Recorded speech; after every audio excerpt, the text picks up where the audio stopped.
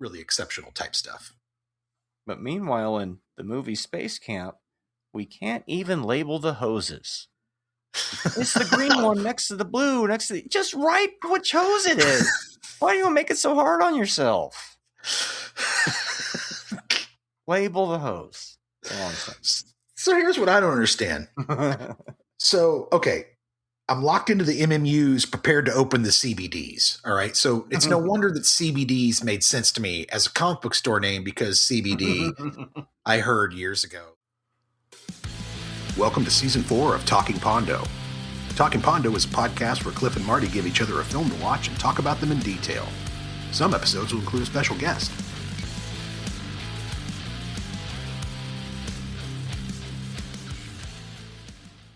Space chimps will not be seen tonight, so we may bring you the following chimp-free films. Or space chimp-free films. About space. About space. And there's no chimps. No chimps. Anywhere.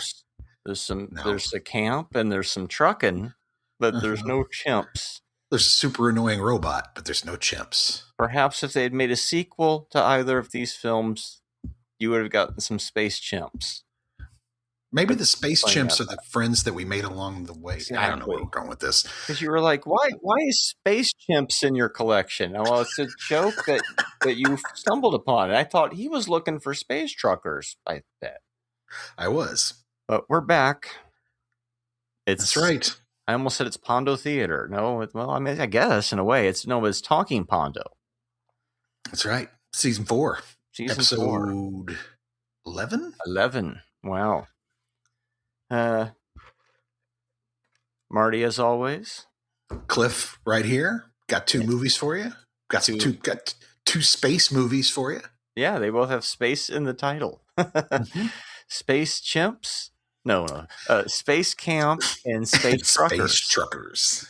And our space guest spaced out on us, I guess, today. Something. Well, it happens. The guest brought us the Space Truckers movie.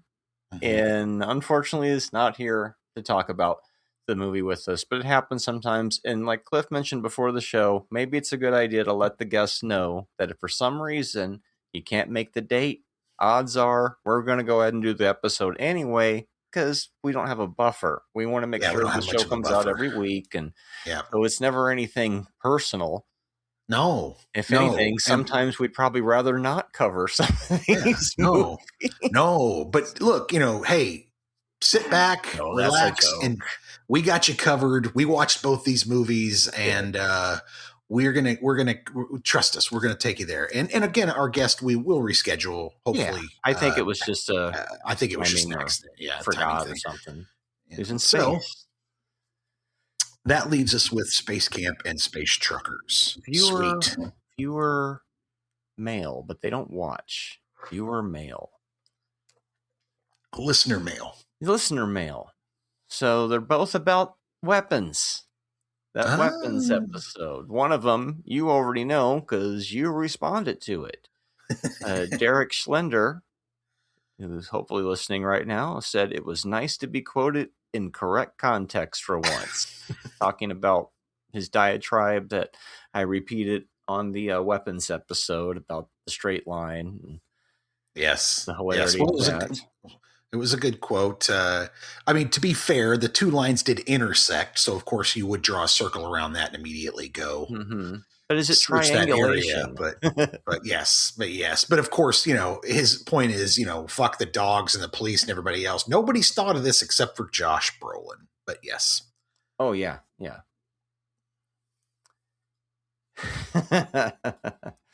Let me pull up the other one, which was more of a basic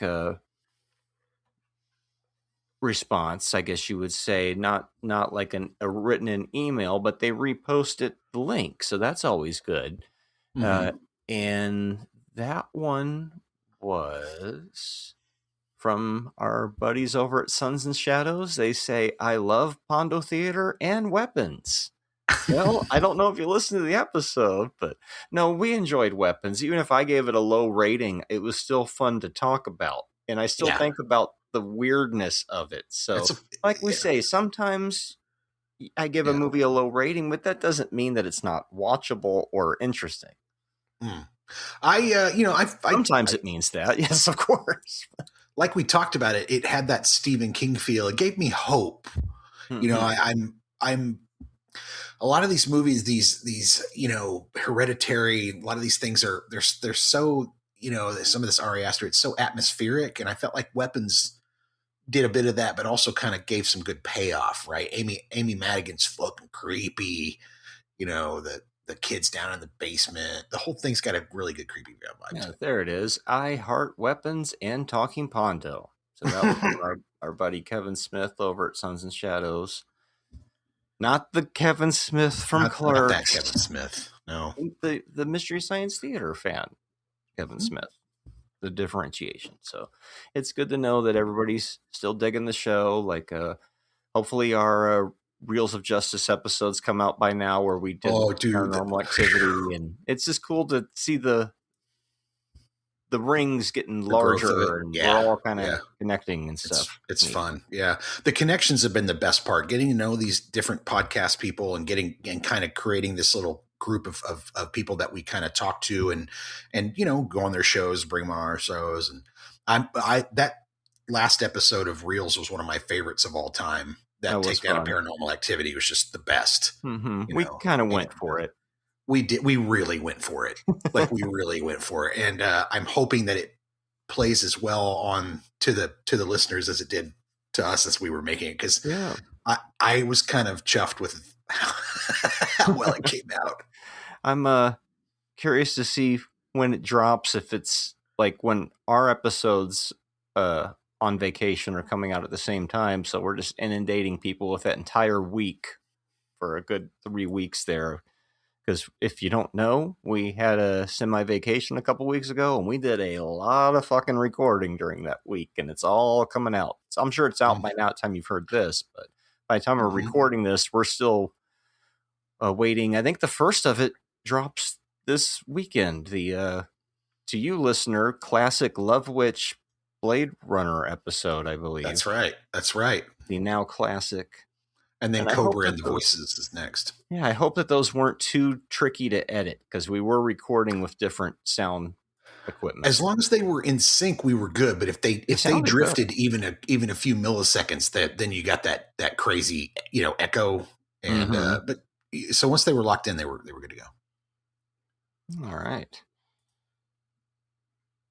But what do you want to talk about first? What are we starting with? I want to do the one about space. Let's defer to the guest or which one I want to start with. Guess what would you like? That's a bad joke. Okay. Space? Let's do Space Camp. Okay. It really don't matter, Nah, but let's do Space Camp. So what is baby Joaquin Phoenix? Little Leafy. In the movie that's going to make me bring Ruskies onto the show at some point. Oh, okay. Little Leafy Phoenix in Space Camp. Space Camp, rated PG, 1986, 1 hour and 47 minutes. The young attendees of a space camp find themselves in space for real when their shuttle is accidentally launched into orbit. This is directed by Harry Weiner. Well, I mean, yeah, to them it's an accident. Directed by Harry Weiner. Writers are Clifford Green, Casey T. Mitchell, Patrick Bailey. Stars Kate Capshaw, Leah Thompson, Kelly Preston, and a host of others. Let me get your storyline here. Okay. American kids go to a space camp during the summer holidays. They learn how to operate the space shuttle, a team consisting of a guy who just entered to meet girls, a wannabe astronaut, and an instructor who wanted to go on a mission instead of teaching, can sit in the shuttle while testing the engines. Then they're launched into space by mistake. Bloop. An impossible mistake put them into space. The adventures of their lives will be getting back home. This is Leaf's feature film debut, yes. Yep. First one, which means Ruskies is probably like second movie or third or something, because it's still very early on. And we riffed that movie back on the public access show, Pondo Theater, as I was talking about earlier. Maybe that's why I was thinking about it. But this movie just totally gave me that same vibe as that film. It's corny, it's 80s, but there's still something I enjoy about this, the dumbness of it. I know exactly what the fuck you mean. No, I know exactly what you mean. There's a charm to it, even though it's just super. Mm-hmm. I mean, it's not a good movie, No. but it's not a bad movie. No. And there is a weird charm to the film. But there are also times where you want to kind of peel the skin off your face while you're watching it, where you're just like, oh, next scene, please. Please move to the next scene. And most of them have to do with Jinx, the annoying fucking robot.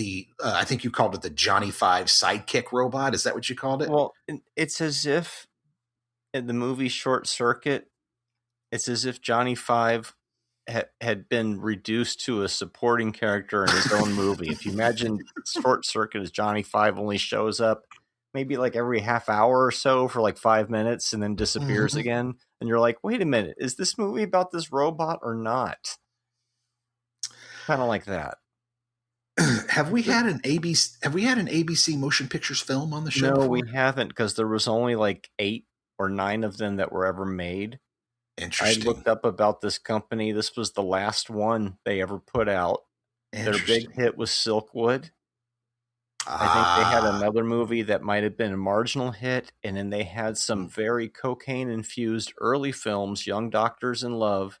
Oh, that's a great one. And National Lampoon's Class Reunion. Oh, wow. Now, that's one I haven't seen, but I've heard about. Yeah. Makes 1941 seem downright sober. Ooh. But yeah, ABC, and they just, went bankrupt. This movie didn't do what they had hoped for many different reasons. And I'm guessing ABC, being ABC, probably just absorbed everything back and is a big tax write-off. Apparently CBS had a theatrical thing for a little bit too. I fell down a Wikipedia rabbit hole looking that stuff up. Because I was like, what is, you see ABC Motion Picture Company or whatever. It's a very weird logo. ABC Motion Pictures. You're like, what? Okay. Not made for TV, though. They were trying to branch out. So right away we get the trope of the little kid in the wheat field in the middle of, the country, looking up at the stars and talking about going up there one day, as the film starts. And then was that Arrival? And then, huh? We're talking about Arrival?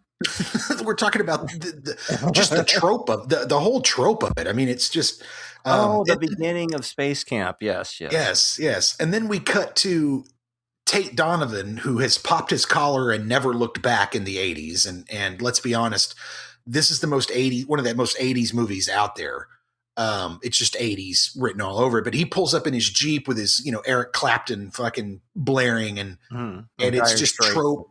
Yeah, trope after trope after trope with this movie. It's really great. It's trope after trope. It's like trope over trope. Yes.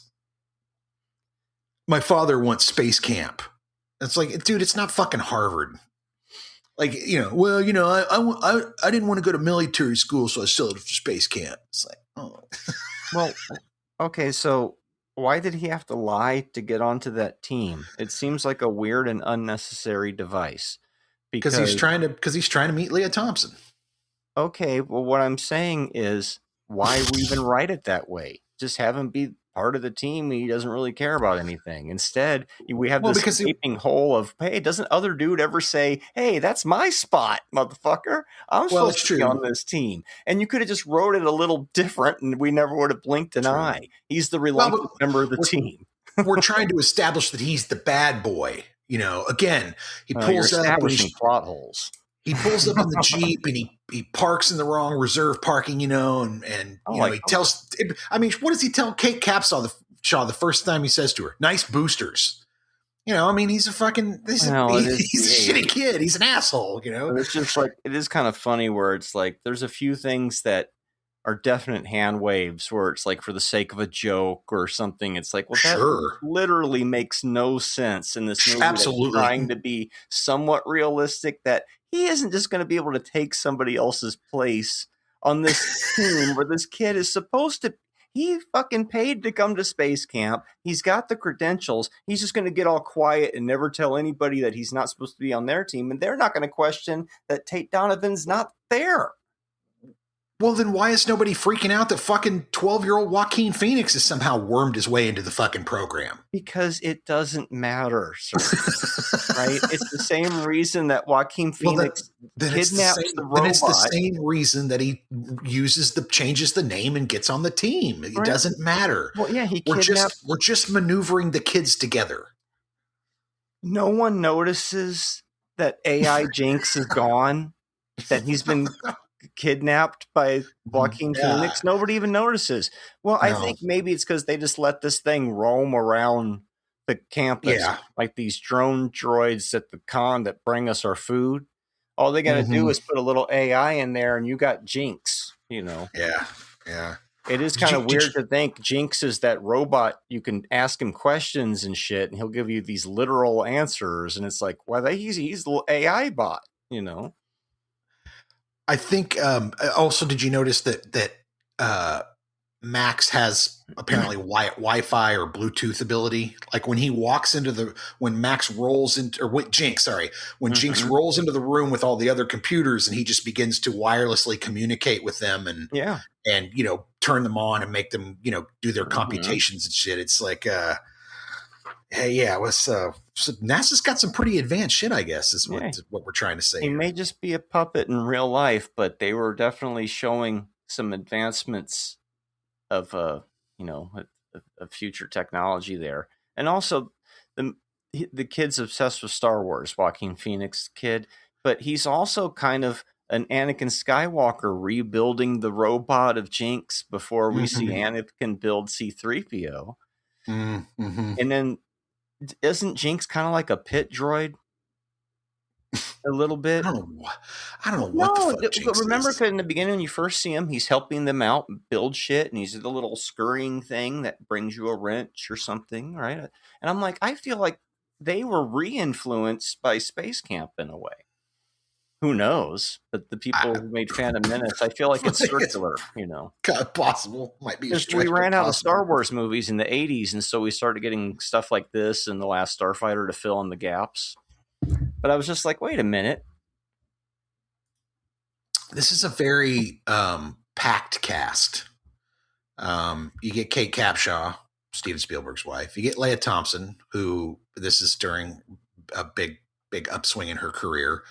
You get Kelly Preston, who what's kind of surprising for a kids movie, considering that the two movies she had done before were pretty racy.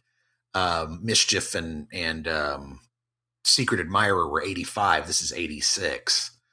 But I mean, she's a great actress.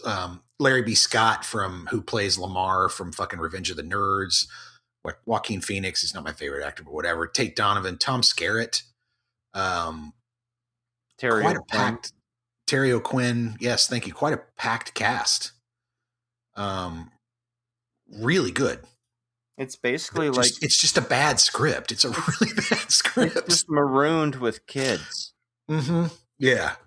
And look, it again, like we talked about, it's got its charming moments. I think I like Kelly Preston's character. I like her kind of like, I'm a smart airhead type of thing. I think that's a lot of fun. I like watching Leia Thompson try to boss everybody around and, all that type of stuff. And watching them in the space program is kind of fun. It's got these weird, what's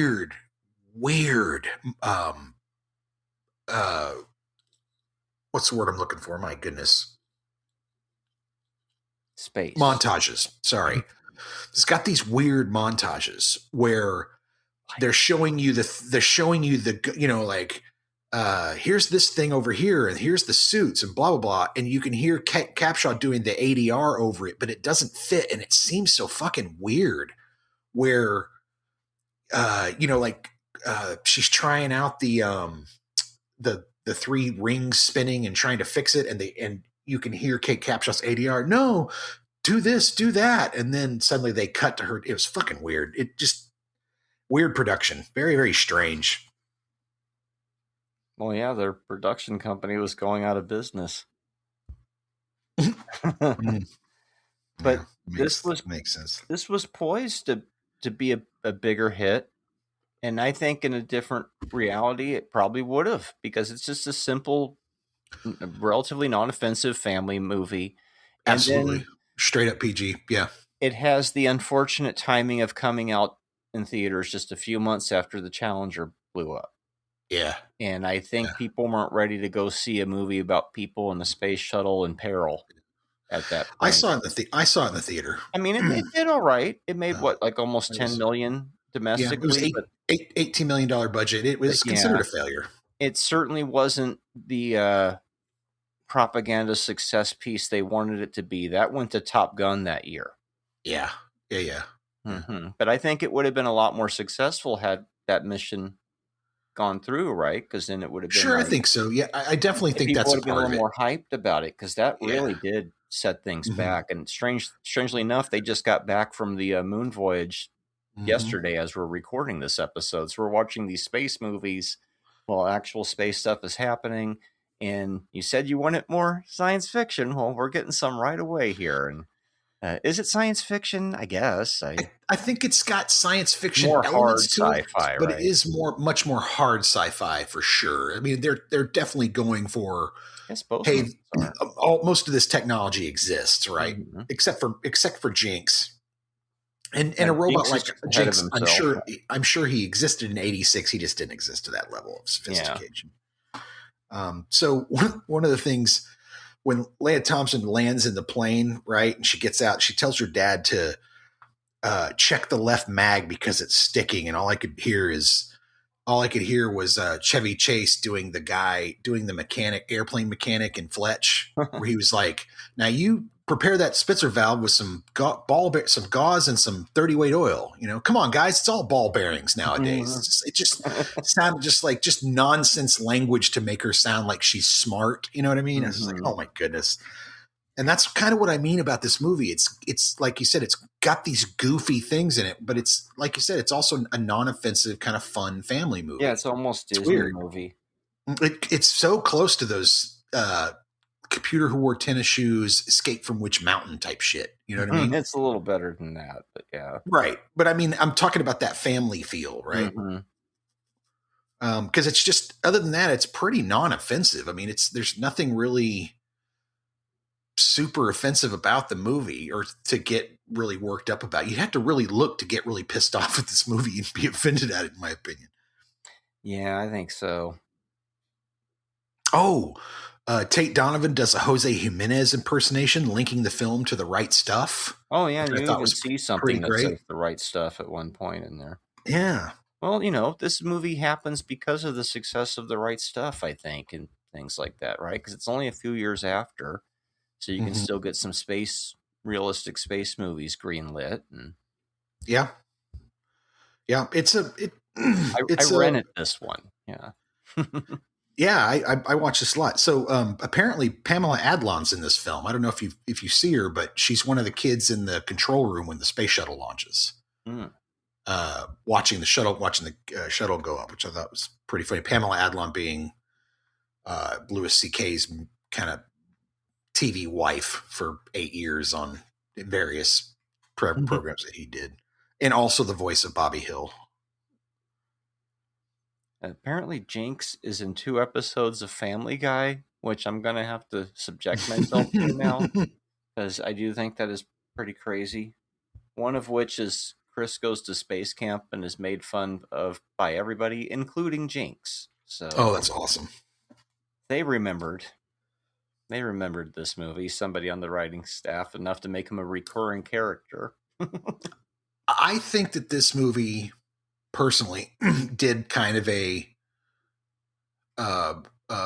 Philadelphia experiment where it did do super well in theaters, but I think it found its home audience on cable where it played for a while. And I think, like Eddie and the Cruisers and movies like that, where because I remember talking to a lot of kids when I was growing up that liked this movie, or had seen it at least. I don't think the Challenger incident really affected our enjoyment of this movie. I know marketing wise, it was kind of a disaster, but it never made me not want to watch SpaceCamp. Exactly. No, exactly. Yeah, I feel exactly the same way. And in fact, the Challenger disaster never dampened my interest in space and space travel. I was thrilled to see Artemis 2 go up and go around the moon. I just thought that was fucking awesome. And I'm super excited to see us doing stuff like that again, because it's, it's things that are like that are bigger than all of us, all these people on this, rock we live on, right? Really, really exceptional type stuff. But meanwhile, in the movie Space Camp, we can't even label the hoses. It's the green one next to the blue, just write which hose it is. Why do you make it so hard on yourself? Label the hose. So here's what I don't understand. So, okay, I'm locked into the MMUs, prepared to open the CBDs. All right. So it's no wonder that CBDs made sense to me as a comic book store name, because CBD, I heard years ago in this fucking movie, as cargo bay doors. But getting past that. So we put Kate Capshaw in a suit in one of those mobile unit things, and we send her out to get the oxygen from the little weird grid space station that hasn't been fully set up yet. And she can't get to it because she's too big. So what do? What's their answer?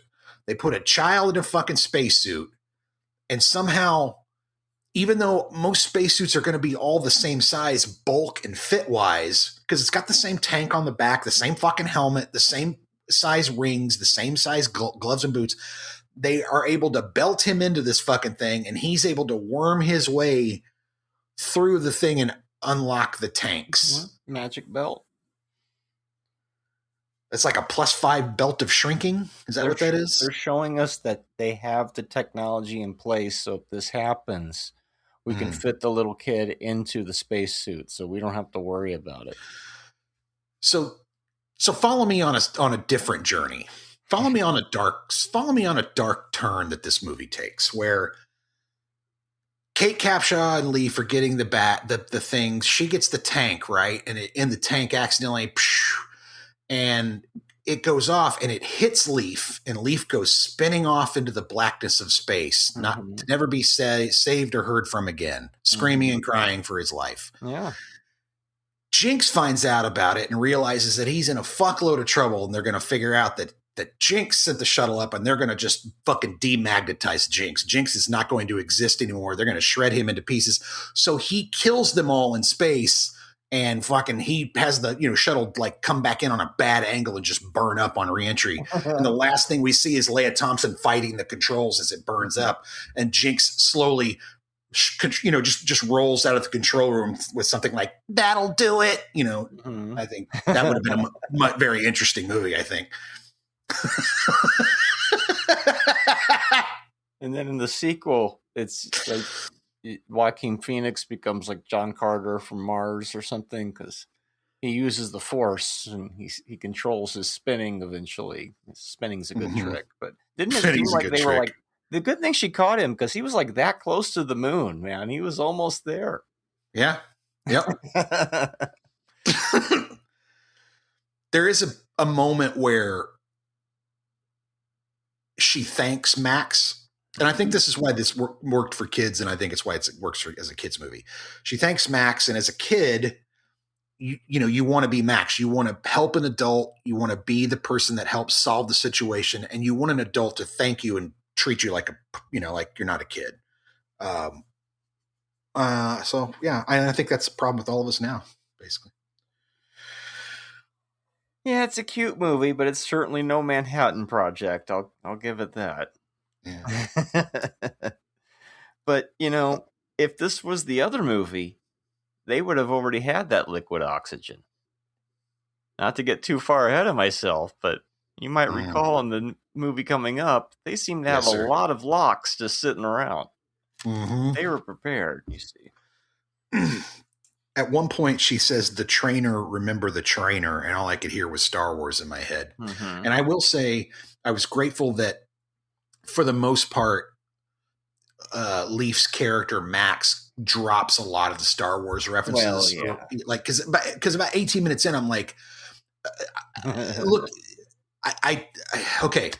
There are two scenes in this movie that are very 80s, and they are older kids picking on little kids and making them fucking cry, right? The scene where Jinx is in the fucking closet and they want to see Jinx, and fucking Max won't let them, and then they figure out how to they break Jinx, right? He overheats like a real AI unit. Yep, he overheats. Max freaks out and starts crying. And what do the kids do? Oh, fuck's broke, and they just leave. Couldn't care fucking less that Max is destroyed by this, because that's the fucking 80s for you right there, right? And I think they do it again. They there's another one just like that where it's just like, yep, that's the 80s for you. So. Well, I'm grateful they eventually noticed the Morse code, or should I say Jinx eventually noticed the Morse code, yes. And then doesn't get a proper wrap-up of his story. But I do appreciate the movie just stops once they land. That was good. True. Too, not to have, because you're done at that point. Yeah. See, well, and it's interesting seeing that shuttle land 6 months after it was destroyed in the air as the end of the movie was kind of a poetic end. Dang, I was going somewhere with that thought. I lost it. Anyway, yeah. So the answer is to send more children into space because they're small and they can get into places to fix things by accident.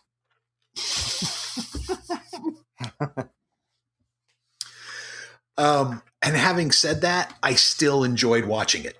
Yeah, it was fun. Having said all these negative things about it, I still laughed at certain parts. I still had a kind of a smile on my face. Mainly just out of pure fucking nostalgia, nostalgia 4. I would give it a 4 on the nostalgia scale easily. Wow. Like and subscribe.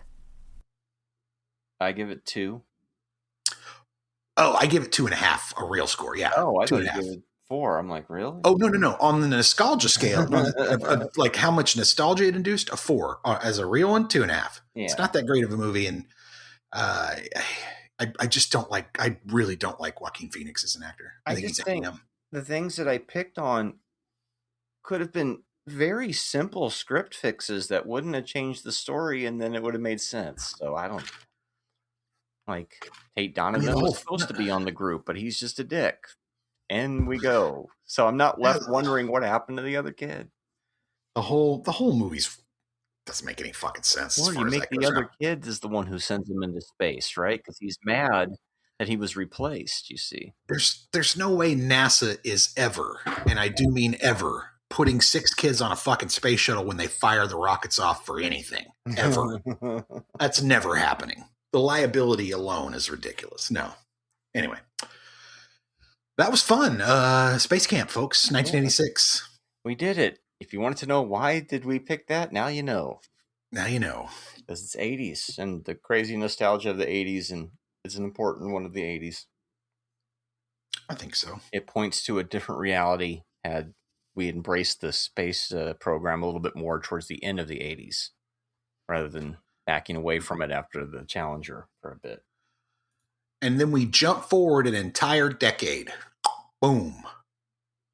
From 1986 to 1996. That's right. For a movie that didn't come out until 99. A movie from a 80s filmmaker who was making some strange shit as he kept going, but he did dive into some sci-fi and stuff. What is Stuart Gordon's Space Truckers? Well, it's exactly what it says it is. It's truth in the title. Stuart Gordon's Space Truckers, 1996 PG-13, 1 hour, 35 minutes. A space trucker and his cute fiancée are on their way from a space station to Earth with an unknown cargo. When space pirates hijack them, 5,000 disintegrator robots are found in the cargo. Directed by Stuart Gordon, writers are Ted Mann, Stuart Gordon, stars Tim Lone, Ian Beatty, Olwen Free. That's not who stars. That's just they're listing him from the beginning to the end. Anyways, we'll get into that in a minute. Storyline. John Canyon is one of the last independent space transport entrepreneurs. Rough times force him to carry suspicious cargo to Earth without questions being asked. During the flight, the cargo turns out to be a multitude of unstoppable and deadly killer robots. Rated PG-13. For Stuart Gordon is a weird thing. Yeah, but I mean, they went on to do the Honey, I Shrunk the Kids as well. So, or at least it was Brian Yuzna, one of those reanimator people. So they always were trying to do something a little more palatable. But yeah, right. You think it's going to be some crazy Reanimator from Beyond Gorefest, and we do get a little bit of like the weird doctor. You do get a little weird alien. Oh, I love the weird doctor thing. Some of my favorite stuff in the movie is him trying to pull start his dick and get it working. That shit had me howling. I was like, oh my God, that's a brilliant. And then she's just laying there on the bed with a disgusted look on his face while he's got his back to her and he's working. Oh my God, dude. So you're telling me that both of today's movies had similar budgets? That's the claim. I don't know. I could see Space Camp having the $25 million, but Space Truckers cost $25 million 10 years later? I don't know. I mean, they did do a lot of miniatures and effects. Like the space effects were pretty decent, to be honest. For what I consider a B movie, yeah, the space effects were really good. Some level of splatter and stuff too. Yeah, but a little bit. I'd even say a little bit above Jason X, because I feel like Jason X takes advantage of CGI, where this is much more kind of the old school methods. Oh, there's CGI all over this movie. Yeah. But there's a lot of models too. Well, there's more models in this than Jason X. Yeah, but I say they both have the equal amount of fake blood CGI. Oh, sure, fake. Yeah. But I mean, cast wise, you get right away. You have 2 fucking actors from Game of Thrones in this, and 2 Entourage actors. 2 Entourage actors. You got Dennis Hopper, George Wendt, for fuck's sake. Sean Lawler, who's Sean Lawler. The most easiest way to pick him out is the dad in. He's William Wallace's dad in Braveheart. You got Debbie Mazar. You got Stephen Dorff, who at this time was pretty friggin' hot. Jason O'Mara, Sandra Dickinson. It's a stacked Shane Rimmer. It's a stacked cast. It's an absolutely stacked cast. But it's just, and it's a wildly creative movie. I give it that too. It's basically, I had never seen this fucking thing. I hadn't either. It's basically Moon 02 if it was made in the 90s. Yes, you're getting to see like the guy who transports shit in space, kind of like Jonah in the MST reboot. I'm thinking, did Joel see this movie? Because that's a Dennis Hopper is basically, it's his job, like what Jonah was doing. He's a space trucker. But, and it's kind of like the middle-aged beat-up guy is the hero, and he's got to, in that movie, he's got to land the Sapphire on the moon or some shit. And this is like, well, on a different day, I'm hauling killer robots. I didn't even know it, and I was like, oh, that's kind of funny. So all square pigs, your Western aspect to it. Yeah, square pegs. I mean, no, not square pegs, square pigs. Square pigs. It's definitely a space Western for sure. Definitely a space. The only thing missing is a gun on the hip of Dennis Hopper in the film. And he happens to have a bunch of guns on the ship once they finally get into trouble. And locks. They have plenty of locks, so they don't have to go to a space station and have the smallest member of the crew reach their hands in to grab the locks. And I don't mean the stuff you put on bagels. It's a different type of locks. The helmets at the beginning, like the first minute of this film, when the soldiers come rushing in wearing these they look like tits on the side of their ears on their helmets. I just started laughing and I was like, oh boy. Here we go. Yeah, here we go. And this movie feels like, that moment in Reanimator where he's reanimated the cat and he's fighting with the cat and it's just a stuffed cat and he's just flinging it around and it's so bad. It's so bad it's good. That's this movie completely the whole way through. It's that moment stretched out into a 90-minute film. It's amazing. Yeah, apparently the makers of this were displeased with how movies like Star Wars and stuff were showing the atmosphere always being the same on the ship as on planets. So they made sure to have everybody be more space shuttle-like, floating around in their spaceships. And then when they're on a planet, they're grounded and they have gravity. So that's why you get all that wire work on the ships. A lot of wire work. I don't and know a lot if it makes for an easy to watch movie, but I get what you're trying to do. Yeah. Yeah. One of my notes is that I see way too many wires in this film. Like they're just all over the fucking place, which is unfortunate because, I'm sure on a big screen it probably would have sold okay, but man, on digital you can see, he, at one point he punches that dude and he goes flying backwards. Yeah, that's exactly what I was thinking. Oh man, that's bad. It didn't get a theatrical. It went right to video, and that's why it lost all of that money that you have to wonder if it was there in the first place. I can see why this film would have a cult following, and I can see why people would dig it. It's got that weird. It's well made. You think it's going to be bad, and you go, "Well, this is actually kind of, It's fine. It's goofy. It's out there. Like I said, the dude's trying to freaking pull start his dick in one scene.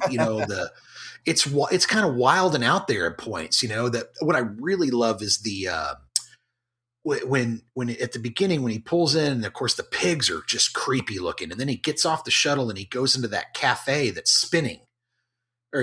So it's built that way in this weird round octagon way, and I loved it. I thought that was one of the coolest things. The art direction in the film, in particular, is really, really well done. They did a lot with just a couple of locations.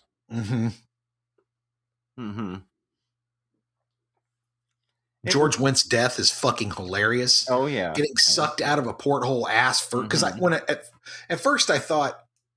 You could see it coming that he was going to be sucked into the thing, but I thought, well, he'll just be stuck there and they'll figure out a way to. No, he starts like just getting sucked out ass first through that window, and it was just hilarious. In a very PG-13 manner. Good makeup too. This is much better than the Super Mario Brothers movie. If you want to talk about 90s Dennis Hopper. Low budget. I have the same note that it feels like the same art director or the same production designer. I have the exact same note. Yeah, but much better. But still, that it feels like that. Yeah, better than Waterworld too, to be honest with you. I think so too, but I've never been a fan of that one. I don't understand people trying to rehabilitate that one either. Yeah, my vote. Stephen Dorff is not a good actor. Stephen Dorff is a client of mine.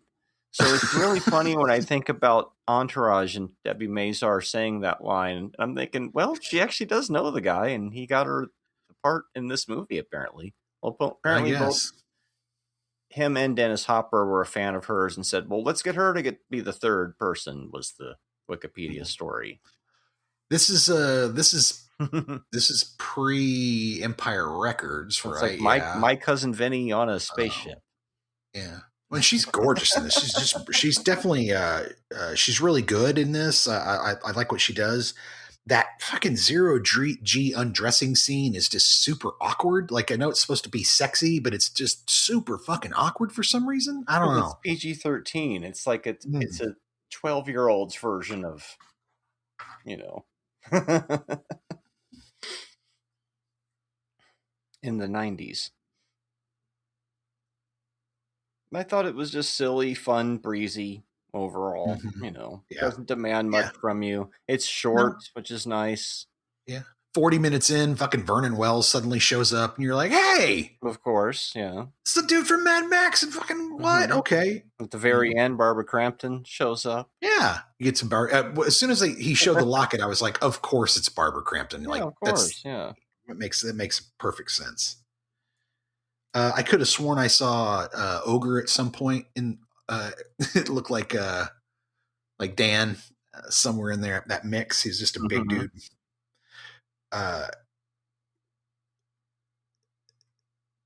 The robot so here's the thing I don't understand, right? In the beginning of the film, this robot comes through, cuts through all this stuff, breaks into this thing, kills all these soldiers with this gun thing on its head, right? And then kills the guy who made it with the gun thing on its head. But then once it starts fighting later in the movie, it doesn't use the gun thing on its head. It starts using blades and other things and kicking and kung fu fighting. And it's like, why not just use the particle weapon on your fucking head that the guy said is literally 25 years technology, 25 years advanced that nobody has. And instead he's just stabbing people. the fuck? Anyway. It's the Superman conundrum. Why don't you just use your heat vision all the time? It's there for reasons. For reasons. It's, for reasons, yeah. Because we forgot, or it would have been too easy, or a slightly different model, and we didn't really kill that guy anyway because he comes back later. Oh, I love that the Tywin Lannister comes back and he's unhinged later on. It's great, and you can see the actors really enjoying. He's relishing kind of playing that goofy ass part. Yeah, they know what kind of movie they're making, and I think it came out the way they intended to. So I agree. And again, I can see how this would appeal to a certain audience that likes this type of movie because it's done very well in that manner. If you like these type of like kind of B sci-fi comedy, if you like Dark Star, you're gonna fucking love this. Yeah. Dark Star with a budget. I mean, not the same story, but that kind of vibe. Yeah. Even in a movie with no nudity, though, Stewart somehow finds a way to make it kind of sexually gross. Where with the dude climbing on top of her and all that. Like, were they expecting that? It's like, well, if we're going to make one of your movies, we want a scene like in that movie, Oh, yeah. Okay. Oh, the head between the girl. Okay, I guess we could do something like that. You want me to do that? Sure. All right, sure. I guess that's what I'm known for. It'd be like Nirvana not playing Teen Spirit, you get out there and fucking play the hits, right? And that's why you get the lawnmower penis. You'll see it. 13, but that's basically what happens. And there's so much more to the movie than that we keep talking about that one scene, but that's the big shocking scene in the middle of the movie where you're just like, what? I loved it. I thought it was just funny though. It's not like it's gross, it's funny. So yeah, it's batshit crazy in the best way. And like the movie, it's not gory. It's gross, but everything's all spacey, blue, purple. It's not like it's gore, right? Yeah. No. Yeah. The blood and the gore is all pink and purple, and so it's not super gross or scary in any way. It's like a fucking comic book to be completely honest with you. Yeah, sci-fi comic, comedy type thing. It just keeps going and going. I feel like about an hour and 10 minutes into the film, it kind of falls down its own fucking rabbit hole and just kind of starts chewing at itself with 20 minutes left. Yeah. You're like, wait a minute, couldn't this be over when the plot started to shift a little? And yeah, that's exactly. The plot starts to shift during the end credits. Yeah. So I think they launch off on another ship at the end, right? Is that what happened? Let me think. Yeah, they launch off in the ship that because the president shows up and tries to blow them up, and they had gotten this new shuttle as a gift, and so the 3 of them take off, or 4 of them take off. Oh yeah, you could tell it's supposed to be Dennis Hopper's going to be with Barbara Crampton, and Debbie Mazar's going to be with Stephen Dorff, and they're going to live happily ever after. It's Futurama. That's right. Well, in a way, it is Futurama. They were a delivery service, weren't they? So they were space truckers. If you like Futurama and you want to see it in live action with Dennis Hopper, then watch Space Truckers on Tubi. That's a good call. I really was hoping. I was hoping to see some Mega Wang, dude. Like I was really. If this is rated R, well, that would have turned around. He would have been turned around, pull starting that penis, and it would have been fucking hysterically gross and funny. Yeah, I was really hoping for it. I think they wanted to make a movie that was going to play in theaters and make them a lot of money, and unfortunately, it just got handled incorrectly. Because if they had marketed this right, it would have been a mild. Because if people knew it was something silly, maybe. I think that pull starting your penis is a bit much. The title is accurate, but the title is bad. Right? Space Truckers. Oh, that sounds so exciting. But like the Ice Pirates. Yeah, that's an off-putting title too. Space Cowboy. But it doesn't tell you anything. No. It doesn't fucking tell you anything. It tells you everything. Ice Pirates. We're going trucking in space. Oh, I guess. Okay. It's like Convoy, but in outer space. It's not, because there is no convoy. It's just I like how he makes the sharp right turn and he knocks all the little dividers down. Yeah, that's some of the best driving I've ever seen, man. It's a lot of aliens influence in the world a little bit. Kind of like it's sort of that sort of junky future. I like the tech. I Both like movies don't exist without Star Wars. You know, I like the way it looks. I like its production design. It does feel very much like the same people who did Super Mario Brothers. Mm-hmm. Several people with Irish accents. Speaking of so where many they got their Irish money accents. from, you got to put locals in the movie to make the money, right? Didn't they get like some money? Yeah, they got some funding from the Irish government. And the Irish government said, "We'll give you this under this financial incentive that we have. We can give you money and help fund the picture if you agree to hire a lot of Irish workers." So there are Irish actors in this, and I'm sure Irish artisans behind the camera and building things and so on and so forth. And there were some good lines too. I didn't pick them for my ending quote, but things like Dennis Hopper talking about the guy's disability or whatever, and there were some clever little quotes there. It was like every now and then add some good singers. Yeah.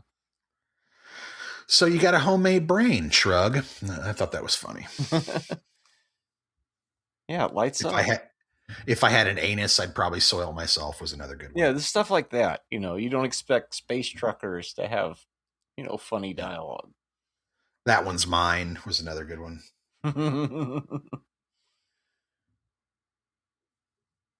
Like he handles it well, the disability or whatever he was. He's talking about the guy. See, the robots try to kill the guy who created the robots, but they leave him for dead. But he comes back as this cyborg who's trying to intercept the stolen robots, and that's the guy who has the lawnmower penis. Penis, yes. I was going to say lawnmower starting penis. Let me put on the hose. You can do the couch.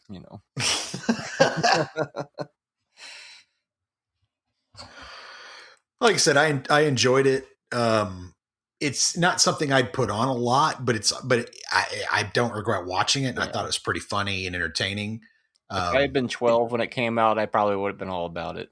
Oh, totally. If this had come out in 84 or 85, I would have been like, this is one of the greatest fucking things. I like I said, I get why people would be into this.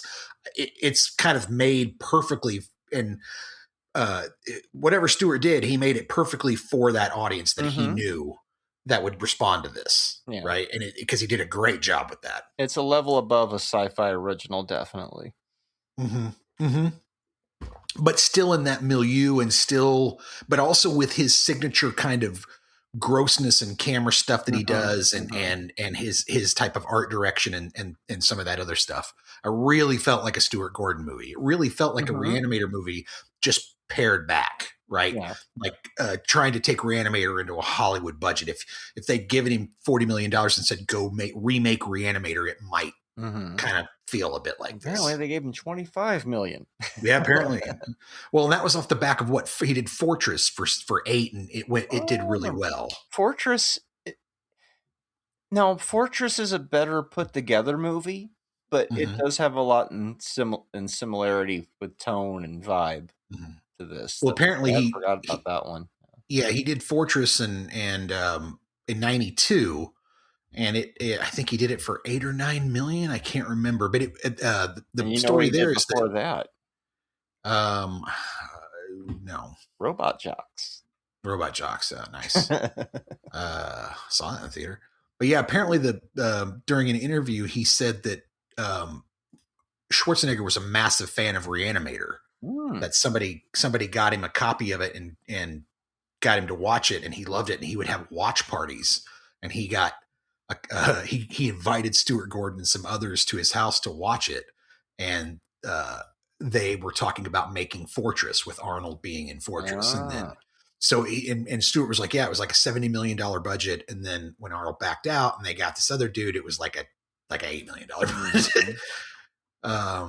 But it did really well. I mean, it was $8 million budget. It did $6 million in the theaters, which. Yeah, which means it went to home video and cable and made the rest of its money. And so on the back of that, he went and got the other job. Yeah, Fortress was on cable quite a bit. Jeffrey Combs. Yeah. I think Tom Towles is in that one from Henry. And It's a good, good cast, good genre cast. Yeah, Christopher Lambert. Yep, Kurtwood Smith. That's good right. Cast. That's who they got. Fucking Highlander instead of Arnold. Yeah. Fortress 2, I don't remember. I remember Fortress. I don't remember it either. Anywho, what do you give it? I give it 2. I give it. I'm honestly going to give it more than that. I think there's a rewatchability factor. I think it's kind of fun and well done. I'm going to go 3 for now. I may go 2. I think it's somewhere in between 2.5 and 3. So if somebody said we're watching Space Camp or Space Truckers, what are you saying? Space Camp for the nostalgia. I'm going to say, don't matter, sir. Pretty equal. Pretty equal. I would agree with that. Yeah, so I would agree with that. Throw either one on, I'm gonna be fine. Yeah, I would agree with that. Rarely have we had 2 movies of equal quality on the show in 1 week. I thought, where I was like, they're both what they are. Both kind of what they are. Yeah, they don't aggravate me. I had fun, but I'm like, they both have their pros and cons in different ways, but it kind of equals itself out. So space is the great. Space is the great equalizer. Well, right on. Do you know what you have? Is this? Do I have to give you another one? This was supposed to be a guest, so it's just the schedule is all wacky. The ratio is completely off. Okay. But the important thing is that we're here every week. Sometimes we'll have a guest, sometimes we won't. I don't know anymore. But the important thing is, I do know the show will be here every week. So we'll try to get you that 24/12 thing we were talking about, but shit happens sometimes. As long as we're here talking about the movies. So next week should definitely be another guest, though. Yeah. We do. I will say this now. If the cards line up and we get this right, we do have a humdinger of a guest coming up. Oh, we have a real guest coming up. Too. Bust down the house. Holy crap! How did you get that person? Guest. I'm very excited. So, with that, I guess we'll see you next episode. And with Noel, you want to get out of here on a quote? It's broken. Let's get out of here. Smells like somebody's been making hamburgers. That's you. That's you. Later, man.